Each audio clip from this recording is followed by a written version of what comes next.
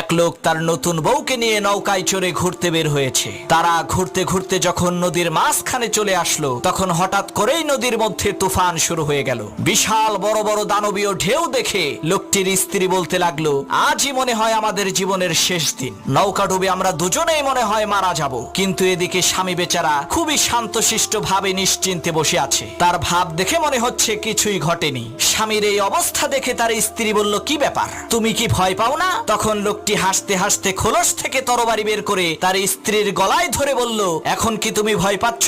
তখন তার স্ত্রী বলল, কি বোকার মতো কথা বলো, ভয় পাবো কেন? তরবারিটা তো তোমার হাতে, আর আমি জানি তুমি আমাকে অনেক ভালোবাসো। তখন সেই লোকটি বলল, ঠিক একই ভাবে এই ঝড় তুফান সবকিছুই আল্লাহর হাতে, আর আমি জানি আমার আল্লাহ আমাদেরকে অনেক ভালোবাসেন। আমার এই তরবারির নিচে তুমি যেমন নিরাপদ, ঠিক একই ভাবে মহান আল্লাহ তাআলার দেওয়া এই ঝড় তুফানের মাঝেও আমরা তেমনি নিরাপদ।